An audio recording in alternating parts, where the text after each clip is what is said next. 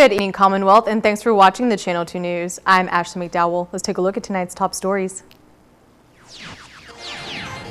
Casino employees go weeks without power or water, raising serious health concerns. Also tonight, human remains are discovered at a local ranch. And a bill that distributes millions of dollars awaits the governor's signature. In sports, it's time to crank it up. This time, it will be in Las Vegas. Stay with us. These stories and more are next. Thank you for being here with us. For finding ways to keep things happening. For making things feel a lot better. Thank you. Energize, realize, feels so good just to be alive. Time's a gift, my time is free. I can spend it on you, you can spend it on me. I could say you'll be blown away by the change you see me. And I feel alright, dance all night, put a little flavor in my life. Thank you for staying strong with us. And for us. Thank you for always connecting. For keeping us together. Thank you. Thank you. Thank you. Thank you. Thank you. Thank you for reminding us that despite this distance, we are still better together.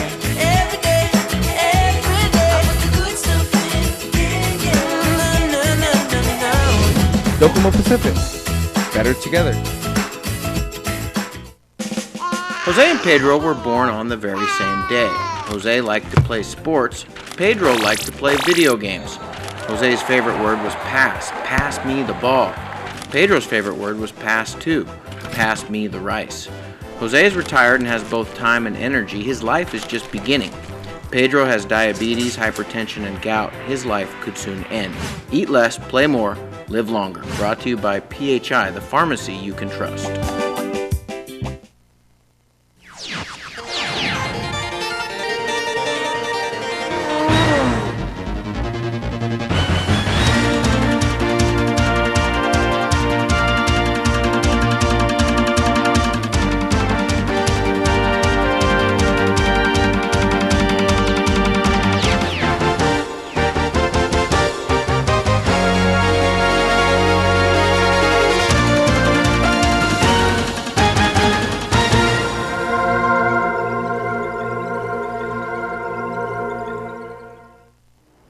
Half a day to Ruwami and good evening, Commonwealth. Today is Wednesday, May 27th, 2020.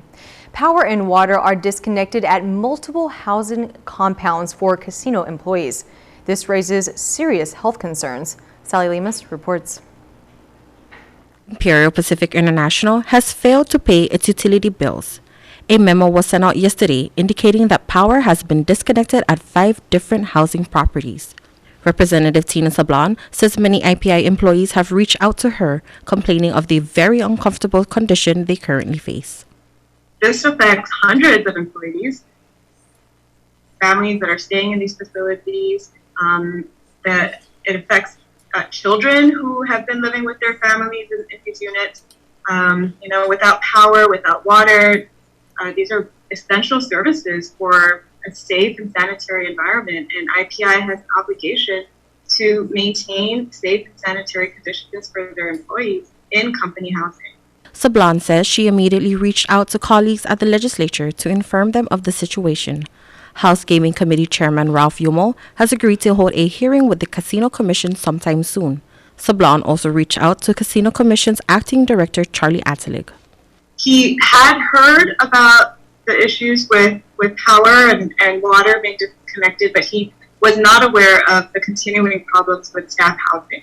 And so he said that tomorrow, actually, the CCC is meeting with IPI and that they have already communicated with them about their concerns regarding the utilities situation, the lack of utilities at staff housing, and also about IPI's ongoing financial viability.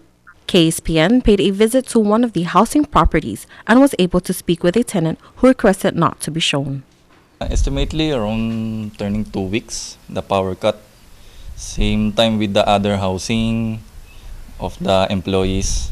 And then as of now, on this housing, only the office have the power. He says about 70 other employees also reside in the building and they have been without work since March. We don't have salary, right? They don't have chance to take our money from our bank accounts. Also, because usually like that, auto deduct. How do you survive? Luckily, we have relief goods coming here from private organization here, like the Lions Club, United Filipino Organization, like that, and then the Saint Trading Agency. Other housing properties like the Brown House compound have been without water and power for about 2 weeks. Power at the Tanapag dormitory, which has about 100 employees, was cut off last night and water stopped running early this afternoon. Representative Sablan says she has also reached out to the Commonwealth Healthcare Corporation as major health concerns are raised. We are still in a state of emergency, and people need to have access to clean running water and basic utilities, and they need to be safe in their homes. And unfortunately, hundreds of these IPI employees don't have that, and this is really a concern for our whole community. A meeting at the CCC will be held online, and IPI employees are encouraged to join and get clear answers. It's very hard. It feels like going back to the U2 experience again. Reporting for KSPN News, I'm Sally Lemis. The board of the Marianas Visitors Authority met today on Capitol Hill to discuss the future of tourism and how to manage payroll and expenses with almost no money in the coming months. Chris Nelson reports. And then in FY 2020, Department of Finance still owes us $5.3 million, which gives us a total of $7.8 million to date. Priscilla Jacopo told the board today that almost $8 million previously collected from hotel taxes has not been remitted. MVA has cut local staffing to just 11 people. Additionally, there are expenses here, that I'm sure that we're not going to spend. The board today decided to make further cuts to offshore marketing budgets for Japan, Korea, and China. There is some thought that tourism from Korea could bounce back first, followed by Japan and then by China. Quarantine measures will need to be addressed, and MVA will communicate directly with public health to determine if and when and how quarantine could be lifted, and if testing will be required for incoming tourists, and where that testing will happen, upon arrival or prior to leaving a home country. The board is set to meet again in June. Chris Nelson for the Channel 2 News.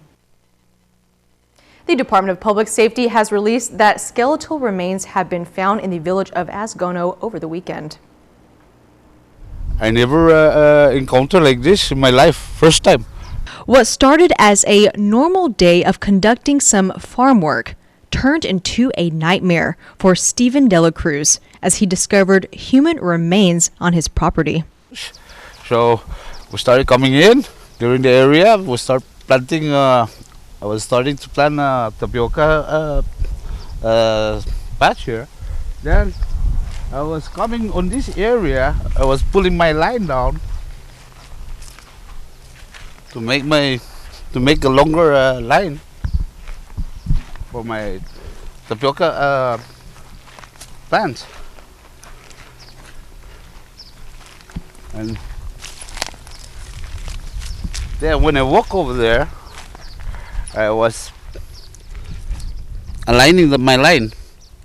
Then the bone was down here, and I never noticed it.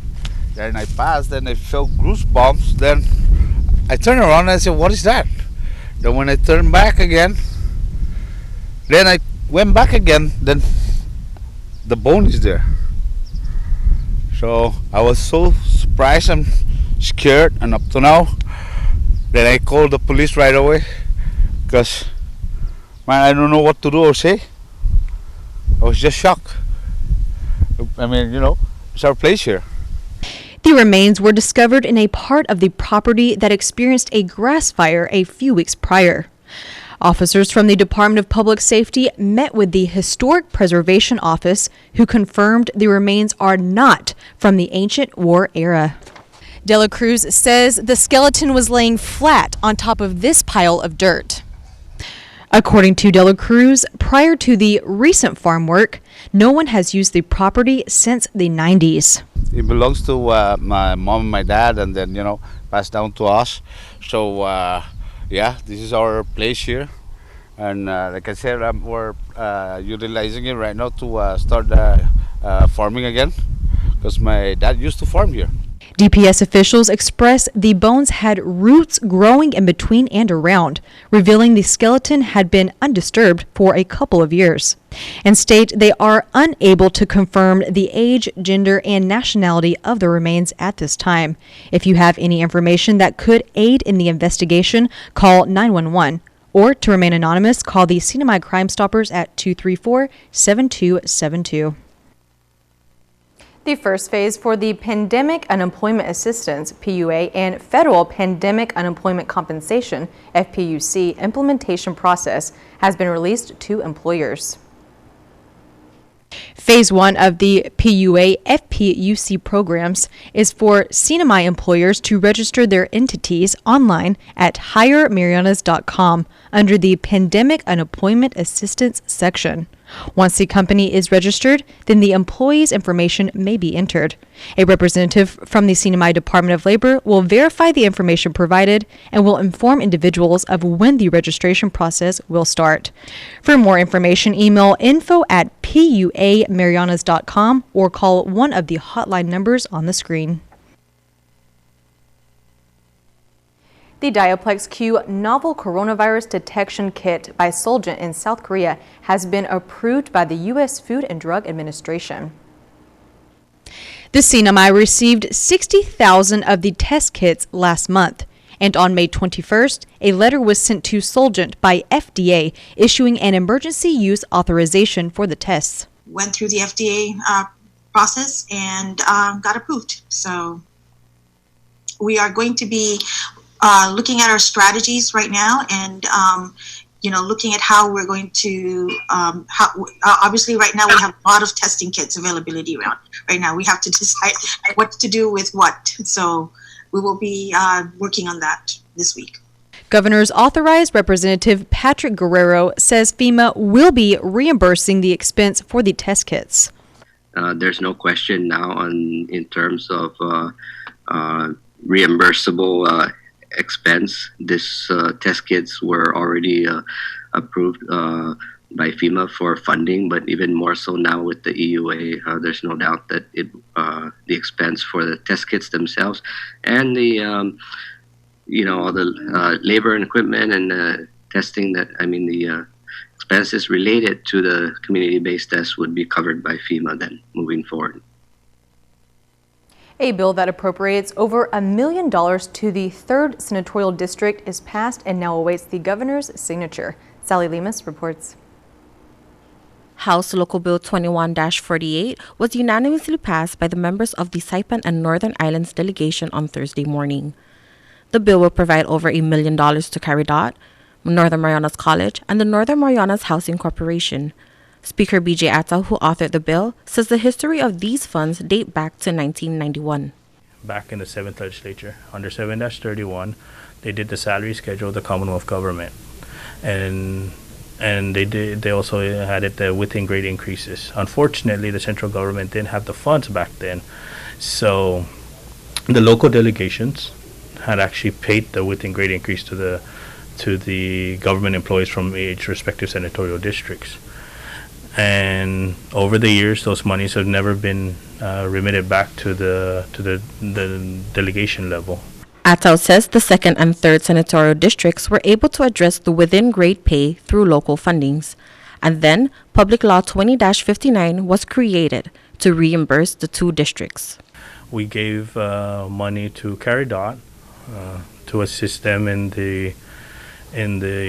their food needs and their rental assistance, so that they can assist the people that have obviously lost their income and are relying on some assistance through CARIDOT. The other portion is giving NMC some money to assist them in their current situation over at NMC. Unfortunately, I know that NMC is a revenue generating entity, but they have not received any funds from the general appropriation under 2020. Therefore, we're assisting that in the local level. The other portion of funds was appropriated to NMHC to assist with home loans and rental assistance.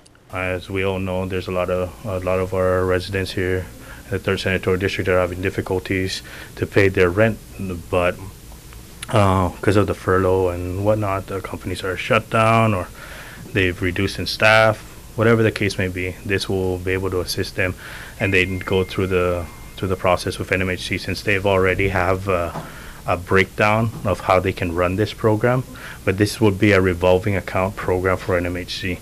Just because they help these individuals doesn't mean that they don't have to pay it back, because there's other assistance coming in. We got the stimulus, for example. We have the PUA the FPUA that was just approved for the CNMI.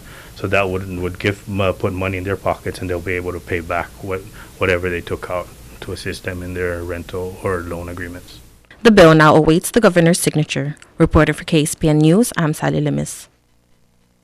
Coming up, 3 individuals appointed by the governor get confirmation. More on this after the break.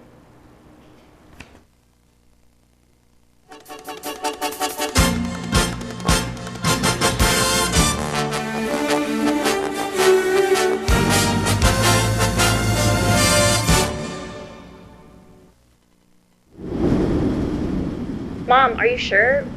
What about the shutters? And do you have your medicine? Don't worry about us, love, okay? You take good care of yourself. I'm in love. Yeah, sorry. The power went out, so I had to light up all the candles. Yeah. Yes, baby, yeah. I'm just glad our home phone's working and we're able to contact you.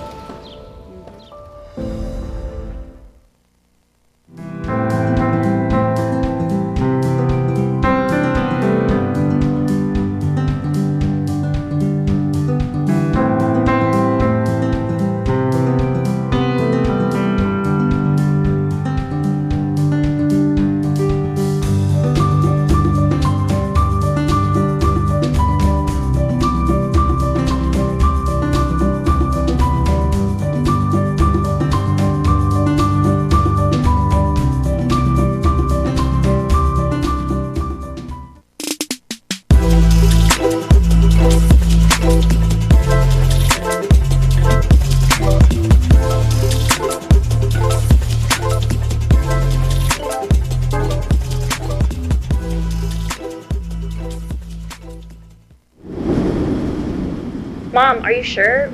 What about the shutters? And do you have your medicine? Don't worry about us, love, okay? You take good care of yourself. I'm in love. Yeah, sorry. The power went out, so I had to light up all the candles.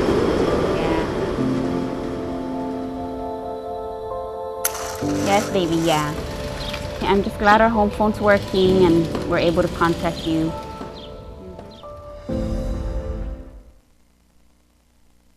Welcome back to the Channel 2 News. In response to the effects of COVID-19, the Nutrition Assistance Program under the Department of Community and Cultural Affairs has been provided a large sum of money. The U.S. Department of Agriculture, Food and Nutrition Services has approved the CNMI's request to provide supplemental allotments under the Nutrition Assistance Program by DCCA, providing a one-time grant of $621,000 from the Families First Coronavirus Response Act and $1.2 million from the CARES Act. So we came out with implementing what we call supplemental benefits. It's also the same as what is being implemented in SNAP, right? It's called emergency allotments. It's a response to COVID. Supplemental allotments provide maximum monthly benefits to new and ongoing households through the Nutrition Assistance Program for the months of June, July, and August. We had to come up with a different coupon type, right? So aside from the ongoing NAP coupons, they're going to be receiving these emergency allotment coupons. So they're going to be receiving 2 types. Only because we have to report that separately, but they basically work the same as how they would normally purchase food and eligible items with the regular coupons.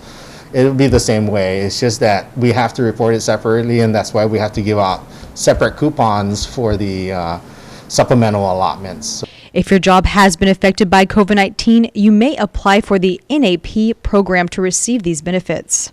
To apply for the NAP, they have to meet the citizenship criteria, the income criteria, and the resources criteria.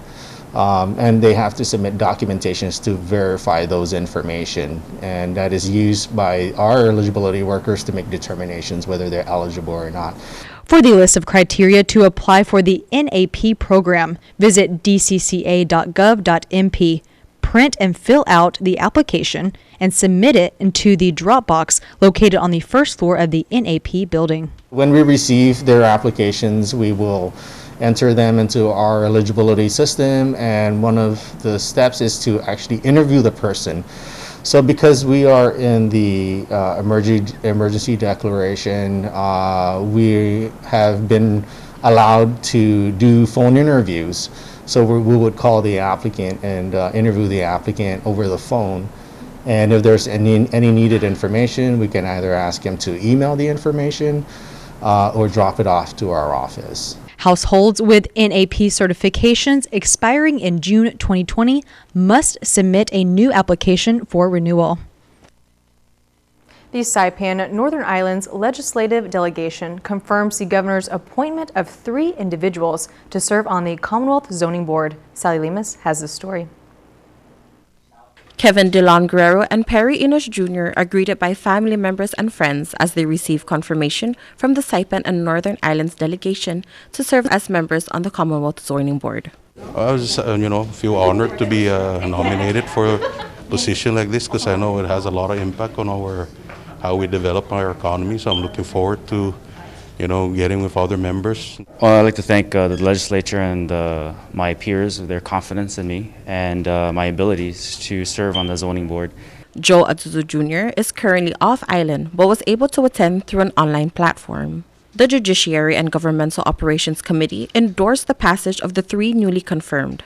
JGO Chairman and former Zoning Board member Joel Camacho speaks on the confirmation. Very pleased with all 3 nominees that were confirmed today. Very diverse in terms of knowledge and experience. We have one that works for public service for quite amount of years, and then we have Mr. Perry Enos Jr., who's also a business entrepreneur, Saipan Chamber of Commerce member, and then we have Mr. Joe Azuzu Jr., who I had the privilege of working with him in the zoning board back in 2016. So I'm very pleased with that. There's going to be a lot of outside pressures. I was a zoning board member, like I said, and I've dealt with both the support and the opposition sides of development that takes place within parts of our island. And I told them, take the pressure in stride, but always practice your best judgment. Newly confirmed DeLon Guerrero believes that the CNMI is too dependent on tourism and hopes to see a robust economy soon. I want to see a lot more exports coming out of Saipan. I don't know what those exports are going to be, Hot pepper comes to mind, noni comes to mind, but I want to see something on a larger scale, something that would really contribute to our economy to the points of, millions of dollars and not just, hundreds of dollars. Enos also shares his goals as zoning board member. I guess from a younger, more fresh perspective, I hope to accomplish, getting the regulations a bit more clear, helping developers as well as helping the community. I'm from here and this is home. So, making changes for the betterment of the CNMI would really help my goal and my aim and to help the community and as well as businesses here. The newly confirmed received a yes from all 18 members present. Representative Marco Peter and Senators Sixto Igasomar and Justo Quiroga were excused. I'm Sally Lemus for KSPN News. All right, coming up, KSPN2 Sports Report. The UFC brings back Saipan's premier fighter. Frank the Crank speaks out next.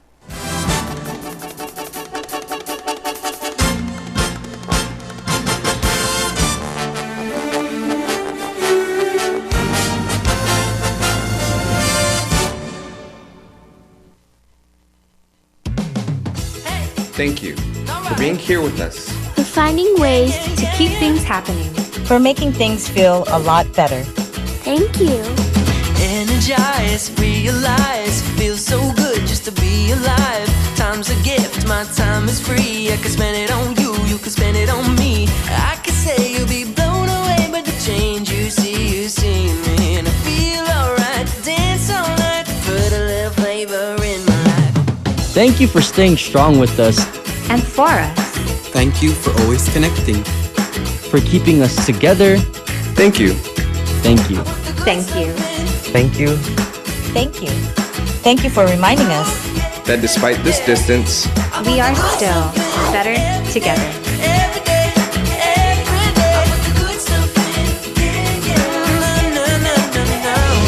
Docomo Pacific, better together. Hi, I'm Flory, an eye care technician here at Mariana's Eye Institute. Today we want to talk about your eyes and how to take care of them for a lifetime of good vision. Smoking can harm nearly every organ in your body, including your eyes. Scientific studies have actually shown that smoking can significantly affect the blood supply to your eye, so much that the retina will become damaged and you would lose your ability to pass a driver's test. Diabetic retinopathy damages the blood vessels of the retina and can result in vision loss. More than 5 million Americans aged 40 and older have diabetic retinopathy due to type 1 or type 2 diabetes. Smoking may as much as double the risk of developing diabetes.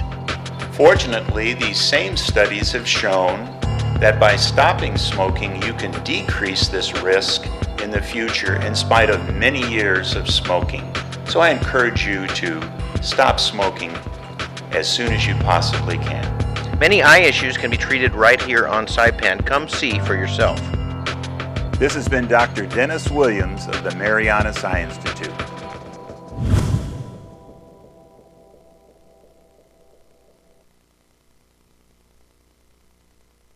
My family is on whole home Wi-Fi powered by Plume. Since we installed the Docomo whole home Wi-Fi, what did you guys notice about it?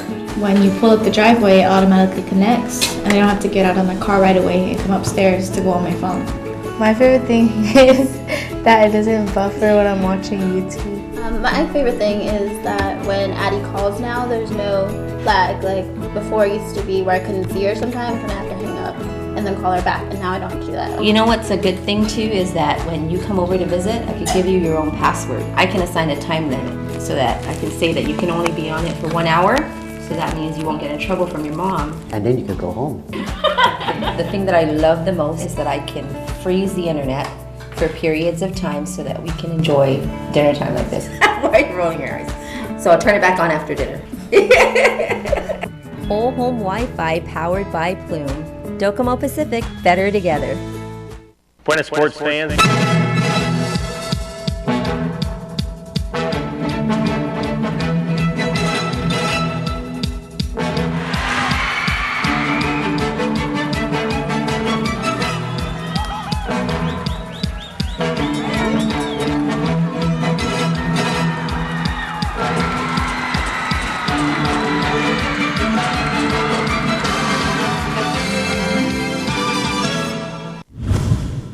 Sports fans, good news on the horizon for us live sports fans. UFC is plowing forward, and they've invited the pride of the Marianas, Frank the Crank Camacho, for UFC Fight Night 173, June the 20th. And we talked to Frank before he left for the States today. I'm glad that the UFC is taking the right steps, and it's kind of cool to have live sports up again. You know? Now entering his 31st professional fight and 7th in the UFC, Frank the Crank Camacho finally gets a chance to achieve one of his dreams, being on a Las Vegas fight card. I've always wanted to fight in Vegas. Conditions are a little different, but blessed for the opportunity, Bob. This experience, however, will be unlike his other fights, going from thousands of fans to none. It's going to be very interesting. The past few fights, you can really hear the fighters breathing, you can hear the corners breathing, so it's going to be some sort of a glorified sparring, but with little gloves. So it's going to be very interesting, and I think it's going to be like a cool dynamic to competition, you know, for during these times. Camacho's opponent, the steamroller, Matt Friola, A 29-year-old out of New York. He has a big gas tank, and he doesn't have like a specific skill set. If anything, he's just a very wild, kind of puts everything together kind of guy with a wrestling base, you know. So we're planning to, you know, really use our strikes on the feet. But man, once he gets hurt, he starts to take people down, you know. So just being aware of that. You're going to try to stand up in boxing. I mean, you remember your first early fights, and your successes all came from being a vicious striker and getting him into a boxing match. And just looking from what I know, I think maybe, just off the top of my head, it may be that this is a fight you want to go in and knock a guy out. Yes, and he's susceptible. You know, but I gotta keep my guard high. Gotta keep my defense high because he's so wild and he throws big, winging, looping punches. No fans means you can hear everything better, including smack talk inside the octagon. I'm kind of glad the guy I'm fighting is he's not a smack talker, you know. Like that would be so funny to hear it live during the fight. You know, he's like trying to punch me or choke me. He's like, yeah, this is what you get, man. Your grandma hits harder than me, you know. Like it's so funny. Camacho's been the underdog in almost all of his fights. Says he doesn't mind. Yeah, it's kind of cool that they're giving me tough guys, you know, and in the UFC, you're not, you know, everyone's tough and everyone's good, but, you know, when I just step back and I look at it, it's like, wow, you know, man, the Marianas were up there at that level of fighting the best guys in the world, and it's so cool to see that even the matchmakers realize that and see that, and they're matching me up against super tough guys all the time, you know? It's been 8 months since Crank's last bout. I'm just so glad, honestly, though, Bob. I'm so glad that I'm in decent. I'm not even decent. I'm in really good shape, and you know, that's one check off the list that I can take these fights last minute, and really I owe it to the lockdown. You know, getting creative, doing home workouts, and then sometimes not having, and I'll just go hit the bag and really working on the internal. The lockdown forced him to train at home on his own, which he says was refreshing. You know, seeking versus just kind of just going in this clockwork, right? Like, okay, Frank, all right, this is the drill we're doing, and then it's like I'm a robot. But now it's like it was cool during the lockdown, having a lot of fun. Good. You're having fun during a lockdown. It's better than not having fun during the lockdown. Here's the wind-up and the pitch. I don't believe what I just saw!